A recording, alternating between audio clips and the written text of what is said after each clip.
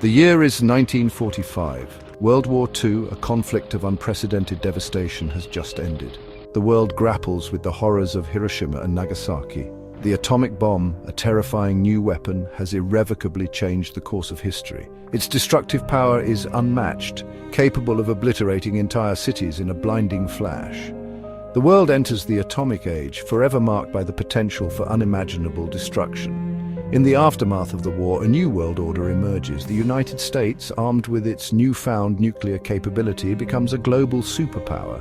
The Soviet Union, recognizing the significance of this power shift, embarks on its own nuclear program. The race for nuclear supremacy begins, fueled by Cold War tensions and mutual distrust. The possession of nuclear weapons is no longer just about military might. It's about political power, prestige, and the ability to shape the international order. The fear of nuclear annihilation hangs heavy in the air, shaping international relations and influencing global affairs for decades to come. The early years of the nuclear age witnessed a rapid proliferation of nuclear technology. The United States and the Soviet Union, locked in a Cold War rivalry, engaged in a dangerous arms race. Each sought to outdo the other in terms of nuclear stockpile and destructive capability. This exclusive club soon expanded beyond the US and USSR. Great Britain, France, and China developed their own nuclear weapons, driven by a combination of security concerns, national pride, and a desire to maintain their status on the world stage. The nuclear club, as it came to be known, remained small but powerful, its members wielding immense influence over global affairs. The Non-Proliferation Treaty of 1968 sought to limit the number of nuclear-armed states. It aimed to prevent the further spread of nuclear weapons technology and promote disarmament. The NPT, despite its limitations, played a crucial role in stemming the tide of nuclear proliferation. While some states managed to acquire nuclear weapons outside the treaty's purview, the NPT remained a cornerstone of global efforts to prevent a nuclear catastrophe.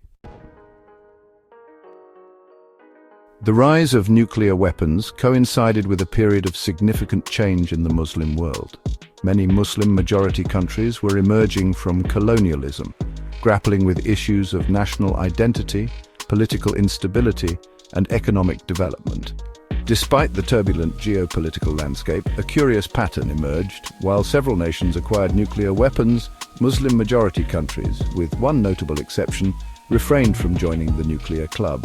This absence from the nuclear club raised intriguing questions about the factors influencing nuclear proliferation and the complex interplay of religion, politics, and international relations. Some argued that Islamic teachings, which emphasize peace and the sanctity of life, discouraged the pursuit of such destructive weapons. Others pointed to the technological and economic challenges faced by many newly independent nations, suggesting that developing nuclear weapons was simply not a priority. Whatever the reasons, the absence of Muslim-majority countries from the nuclear club, save for one, remained a subject of debate and speculation. It highlighted the diverse factors influencing a nation's decision to pursue nuclear weapons, ranging from religious and cultural beliefs to economic constraints and geopolitical considerations.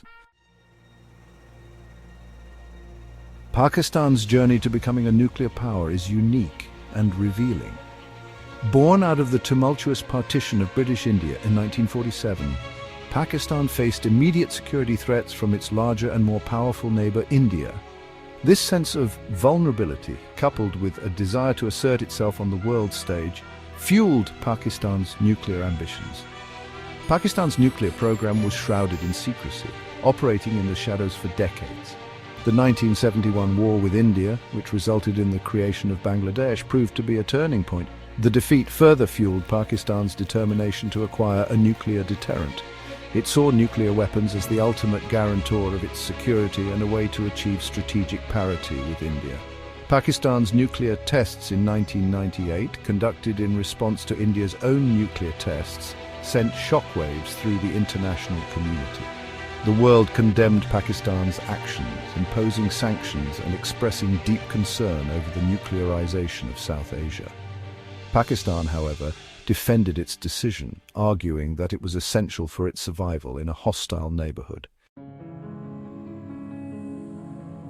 The nuclearization of India and Pakistan cast a long shadow over South Asia. The two neighbors, with a history of conflict, were now in a dangerous nuclear standoff. The risk of miscalculation raised fears of a catastrophic conflict. India maintained its nuclear program was for peaceful purposes. Pakistan viewed India's arsenal as a direct threat. The international community responded with condemnation and concern. Sanctions were imposed and diplomatic efforts intensified. Despite pressure, both refused to back down. They continued to develop their nuclear arsenals. The world watched, hoping for peace. The Nuclear Non-Proliferation Treaty, which came into force in 1970, has been a cornerstone of global efforts to prevent the spread of nuclear weapons.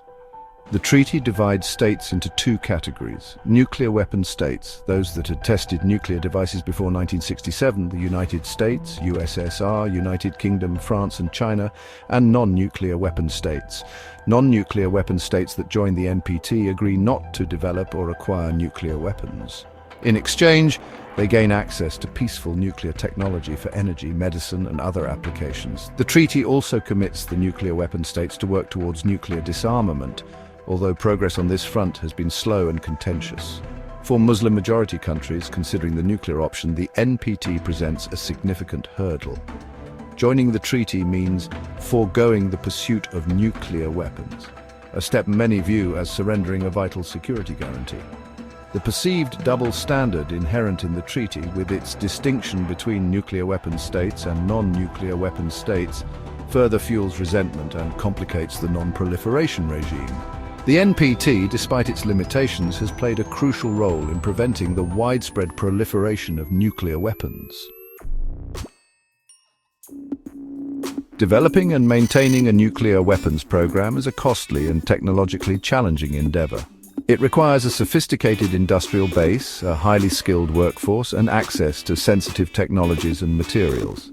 These requirements pose significant obstacles for many Muslim-majority countries, particularly those grappling with economic constraints and competing development priorities. The economic burden of a nuclear weapons program can be enormous. It involves substantial investments in research and development, infrastructure, personnel, and ongoing maintenance. These costs constrain the budgets of even wealthy nations, let alone those struggling to provide basic services to their citizens. Technological hurdles present another major challenge. Developing nuclear weapons requires expertise in a range of scientific disciplines, from nuclear physics and engineering to materials science and computer modeling. Acquiring this expertise takes time, resources, and access to specialized knowledge, often restricted by export controls and international non-proliferation regimes. The pursuit of nuclear power, while tempting, often comes at a steep price. The international community views the proliferation of nuclear weapons with grave concern. The potential consequences of a nuclear conflict are too catastrophic to contemplate. As a result, a robust system of international norms, treaties, and organizations has emerged to prevent the spread of these devastating weapons. The International Atomic Energy Agency plays a critical role in monitoring global nuclear activities. It conducts inspections of nuclear facilities to verify compliance with non-proliferation commitments. States suspected of violating their non-proliferation obligations face serious consequences. The United Nations Security Council can impose sanctions, including economic embargoes, travel restrictions, and asset freezes. These sanctions are designed to punish violators and deter other states from pursuing nuclear weapons. The threat of international scrutiny and sanctions acts as a powerful disincentive for many countries considering the nuclear option. The question of why most Muslim-majority countries do not possess nuclear weapons is complex and multifaceted. It cannot be reduced to a single factor or a simplistic explanation. A confluence of historical, geopolitical, economic, technological, and religious considerations shapes each nation's unique calculus. Understanding these complexities is crucial for crafting effective non-proliferation policies. A nuanced approach is required, one that recognizes the legitimate security concerns of all states while upholding the imperative of preventing the spread of nuclear weapons. Dialogue, diplomacy, and confidence-building measures are essential tools in this endeavor. The global community must work together to create a world free from the threat of nuclear war.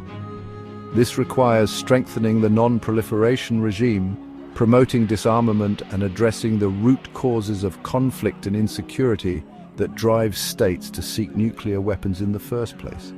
Only through collective action and unwavering commitment can we hope to build a safer and more secure world for all.